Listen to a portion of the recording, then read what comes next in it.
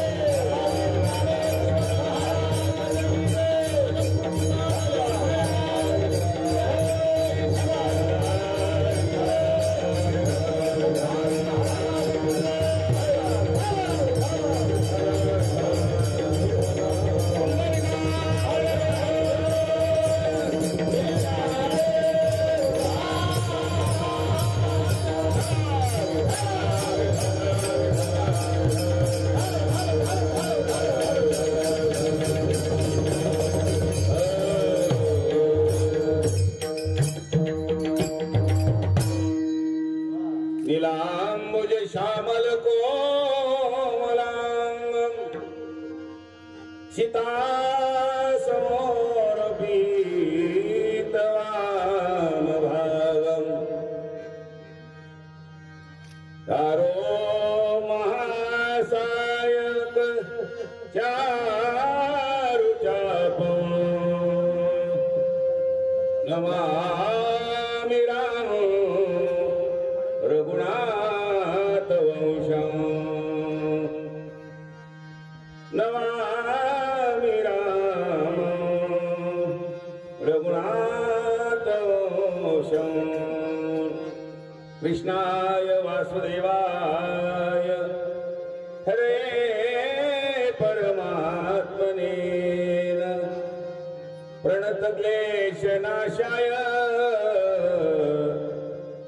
गोविंदाय नमो नमः नमः पूर्वाय गिरे पश्चिमाग्रे नमो नमः ज्योतिर्गणानाधिपतये दिनाधिपतये नमो नमः दिनाधिपतये नमो नमः पांडुरंगा करू प्रथम नाम पांडुरंगा करू प्रथम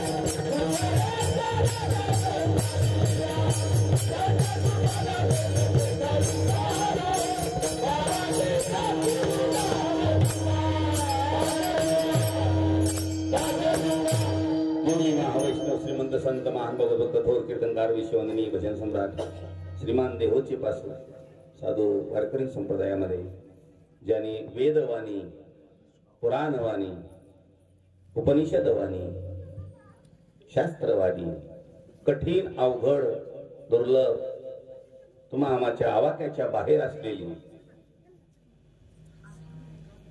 ती तुम्हा आम्हा सर्वांना समजेल अशी ज्यांनी सोपी केली सरळ केली भजन मार्ग ज्यांनी सरळ केला देवाकडे जाण्याची वाट ज्यांनी तुम्हा आम्हाला जवळ येऊन सांगितली हाताला घेऊन तुकोबाचे अभंग म्हणजे हाताला घेऊन देवाकडे घेऊन जातात तुकोबाचे अभंग सप्त्यात हाणाला देवळात ठोकाला केले नाही ते देवाकडे जायला केलेले कोणा बुवाची गाठ घ्यायला तर अजिबात केले नाही आम्ही अभंगाचा उपयोग इकडेच घेऊन चाललो महाराज त्याची ओळख सांग त्याची ओळख सांग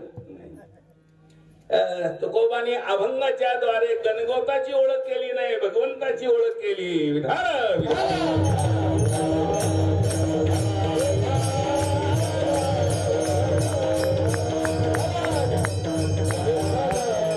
मधल्या काळामध्ये जरा दसऱ्यात दोघा तिघाचा जीव वाचवला माझा पाय मोडला तरी चालेल म्हणलं पण त्यांचा जीव वाचला अशी देवी घेऊन गाडी आलेली त्याला लाईट नाही काही नाही येऊन माझ्या अंगावर धडक नाही तर ते मरतच होते पुढे तेव्हापासून बसून कीर्तन करायला लागलो काही लोकांतर्क कुतर्क टाका तार्किकाचा संग पांडुरंग स्मरावा. जे 10वी नापास झालेले काही आमच्याकडे वारकरी आहेत. कळलं का 10वी नापास म्हणजे? अभंग म्हणतात पण अभंगातलं कळत त्यांचा विषय कधीच निघत नाही. मला ते मरस्तोर जरी बसले सेकंड परीक्षेला तर त्यांना असं वाटतं की बसून कसं काय केलं, कीर्तन कसं करावं म्हणजे पेढा कसा खावं असा विचारलं जातं. पेढा बसून खावा का उठून खावा का निजून खावा? अरे उठून खाल्ला तरी तेवढाच गोड आहे, बसून खाल्ला तरी तेवढाच गोड आहे आणि निजून खाल्ला तरी तेवढाच गोड आहे. पेढा कसा खायचा हे बघू नको, तोंड कसं ठेवायचं हे बघ. पेढ्या खाणाऱ्याचं तोंड जर रोगी असेल तर उभारूनही खाऊन उपयोग नाही. विठाल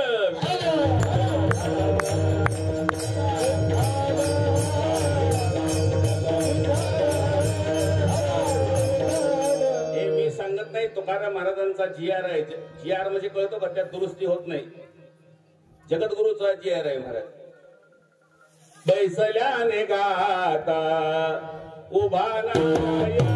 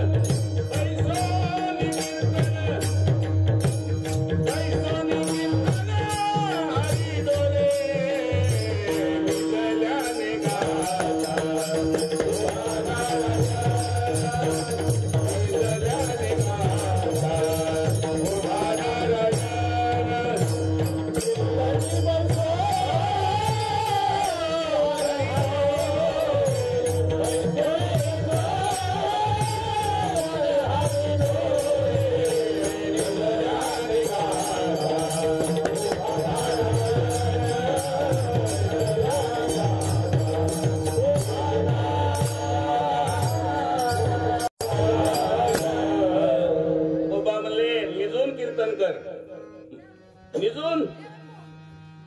बसून काय म्हणतोस? निजून. निजल्याने गाता. पंढरपूरला एखादा चातुर्मासी महाराजांचं कीर्तन होत तर नाही, ते जुने चातुर्मासी. मग त्यांना आता काही शक्तीच राहिली नाही. ते म्हणले कीर्तन तर करायचं आहे. लोक म्हणले कसं करायचं आहे? महाराज म्हणले निजून करायचं. शरीराची अवस्था महत्वाची नाही, अंतकरणाची अवस्था महत्वाची. कीर्तन हे अंतकरणाचा विषय आहे, शरीराचा विषय नाही. आणि जोपर्यंत हे बघा अंगांगी विधान कळतं का तुम्हाला? अंगांगी, अंग म्हणजे शरीर, अंगी म्हणजे कापड. प्रधान कोण आहे? अंग आहे म्हणून कापड आहे का कापड आहे म्हणून अंग? अंगांगी. अंगवांगी मुराला फार मोठा शास्त्र सिद्धांत आहे महाराज. अंगवांगी. अंगी जपायची नाही, अंग जपायचं आहे. आणि आम्ही अंग्या जपण्याच्या नादात अंग गेलं खराब होऊन. काय वाटोळ झालं, मळ चढला, घाण चढला, अंग बी वाकडं झालं, वागणं बी. तेव्हा लक्ष अंगीवर नको, अंगावर असावं. विधान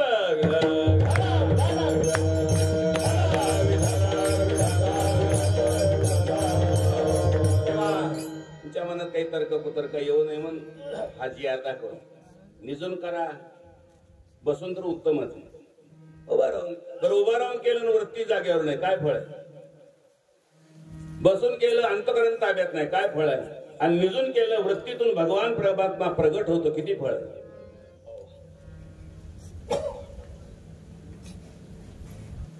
काय दुधाळा असावी का शिंगात चांगली असावी? दुधाळा असावा. मग बुवा उभारलेला असावं का बसलेला असावं? दूध चांगलं पाहिजे.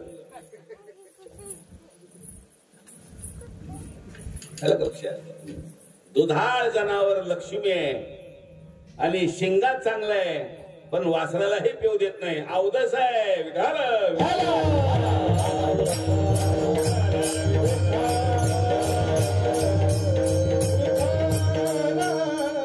जे उपकार आई करू शकत नाही, जे उपकार बाप करू शकत नाही, जे उपकार बहीण करू शकत नाही, जे उपकार भाऊ करू शकत नाही, जे उपकार नवरा करू शकत नाही, जे उपकार बायको करू शकत नाही, जे उपकार मुलगा करू शकत नाही, जे उपकार सून करू शकत नाही, त्याच्यापेक्षा जास्त उपकार तुकोबांचे जगावर झाले. का झाले?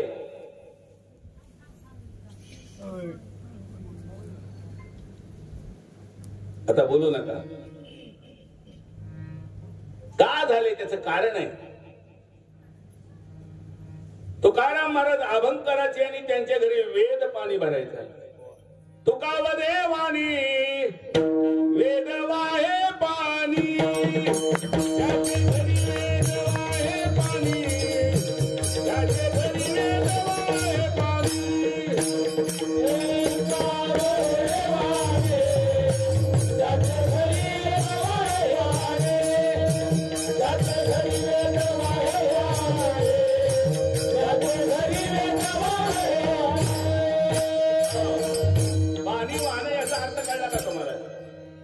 पाणी वाहतो म्हणजे काय करतो? पाणी आणून ओततो. हे क्रिया सहजासहजी आहे, पण त्याला गुण काय? चाकरी, मजुरी. काय बघ, 4 पैसे नेतोस, नाही दिले तर माझ्या घरी पाणी भरायला लागल तुला. पाणी म्हणजे कळलं का तुम्हाला? पाणी भरणं म्हणजे वेद ज्याच्या घरी चाकरी करतो त्याचे हे अभंग आहे. देवळात मनाला धिंगणा घालायला नाही. कोंडू कोंडू धरीन जीव, जीव नको त्याच्या नादी लागलाय. देवळावर कशाला गेला तिकडे जीवाला? हे कळणं फार महत्वाचं. नैमिषारण्यामध्ये 88,000 ऋषी दीर्घ सत्र करीत होते. 1000 वर्षाचा यत्न करीत होते. किती वर्षाचा? 88,000 ऋषी मंत्र घोष करीत होते. तिथे सुतजी महाराज आले. सुत माहिती का तुम्हाला? सुत हे पुराण करणाऱ्याला व्यास म्हणतात आणि पुराण सांगणाऱ्याला सूत म्हणतात आणि कीर्तन करणाऱ्याला सेवक म्हणतात. लबाड गोष्ट आहे. कुठल्या दुकानात नाले काही कळत नाही. हा मालच कोणत्याही आडात नाले कळलं नाही मला. जे पुराण निर्माण करतात त्यांना व्यास म्हणतात आणि जे पुराण सांगतात त्यांना सूत म्हणतात. आणि 2च लोक भजन करणारे निघाले जगात भगवंताचं. एक नारद आणि दुसरा तुंबर. एक आकड्यामध्ये म्हणतो नारद तुंबर येती भक्ताच्या कोटी, कवाडाडोनी पाहता ते जगतीचे. हे कुठल्या गावचा आहे तुंबर? कुर्डवाडीचा?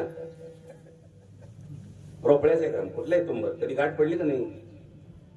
जगात पहिल्यांदा काकडा या दोघांनी केला, नारदाने आणि तुंबर. कधी ओळख आहे का तुंबरची? हे जे आमचे लोक आता संगीतकार झालेत ना, त्या तुंबरूच खाली पडलेलं आहे महाराज. ते ज्याला आम्ही सम्राट, भजन सम्राट हे असं म्हणतो. मी तर म्हणतो जेवढे संगीतकार आहेत त्या सगळ्यांनी म्हणून तुंबरूची पुण्यतिथी केली पाहिजे. त्यांचा खरा देव तो आहे. त्याची उपासना केली पाहिजे घराघरामध्ये. भगवान नारायणाचं संगीत भजन करणाऱ्याचं नाव नारद आहे. आलं का लक्षात? आता तुंबरू कुणाचं नाव आहे तुम्ही हुडकून काढा, नसेल तर पुढचे करताना सांग. हे जगातले सर्वश्रेष्ठ गायक आहेत. तुंबरू जर गायला लागला तर जे समाधीला गेलेले आहेत तेही समाधी सोडून येत होते बाय. असं त्यांचं गायन. फक्त तुंबरूच्या पुढे गुळ तेवढा नव्हता, एवढंच. गोळाचे गायक वेगळे आणि तंबूरूचे गायक वेगळे.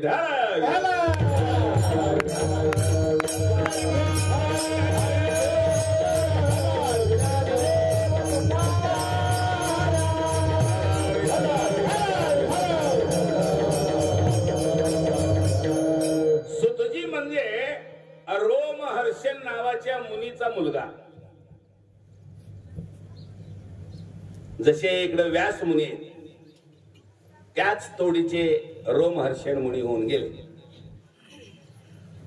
एकाच वर्गातले ते क्लासमेटच आहेत, व्यास मुनी आणि रोमहर्षण मुनी.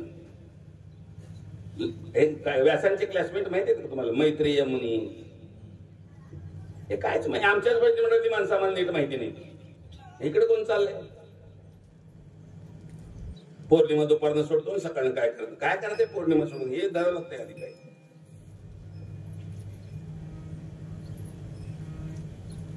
एका वर्गातले मैत्रेय मुनी, रोमहर्षण मुनी आणि व्यास अरे मोठे विद्वान होते. तर त्यांचा हा उग्रश्रवा नावाचा मुलगा, तो 18 पुराण सांगण्यात पटाईत होता. जगाची पहिली पुराण सांगितलेली आहेत त्यांनी सांगितली म्हणून कोणत्याही पुराणात म्हणतात सूत सांगू लागले, व्यास सांगू लागले. कधी म्हणले का? कोणी चौकच केली का या स्वतःच? पिवळं कार्ड आहे का लाल कार्ड आहे? काहीच नाही महाराज. बेन बोबाटा आमचं पोट भरलंय.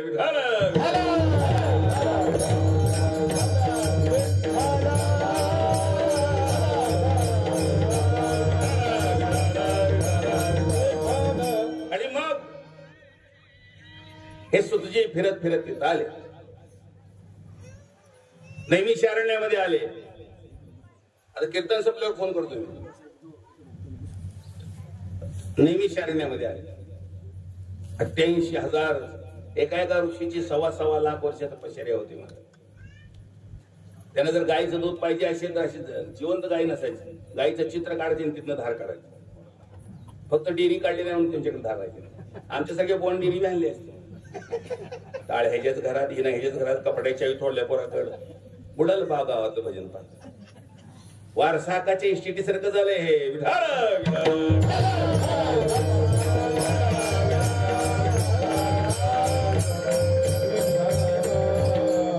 म्हणजे सिद्धी पूर्ण परिपूर्ण सिद्धी होते त्यांची. पण तेव्हा सुतजींची भेट झाल्यावर त्यांनी पूजा केली, बसायला उत्तम आसन दिलं आणि विचारलं, महाराज आमच्याकडे तपश्चर्या आहे, खरं आहे. आम्ही निर्जीवाला सजीव करतो हेही खरं आहे. मोक्ष आमच्या जवळ आहे हेही खरं आहे. वैकुंठ धामाला आम्ही जाऊ हेही खरं आहे. पण आम्हाला एक कुतूहल निर्माण झालेलं आहे, नवल. ते म्हणले कोणतं नवल आहे? तर ते म्हणतात शरीराचा आणि जीवाचा संबंध काय ते सांगा. शरीर कोणाचं आहे, जीव कोणाचा आहे? शरीर कोणत्या मार्गाने जातं, जीव कोणत्या मार्गाने जातो? शरीराला घेऊन जाणारे कोण आहेत, जीवाला घेऊन जाणारे कोण आहेत? शरीराला प्रेत कधी म्हणतात आणि जीवाला पितळ कधी म्हणतात याची माहिती सांगा. विठाल विठाल.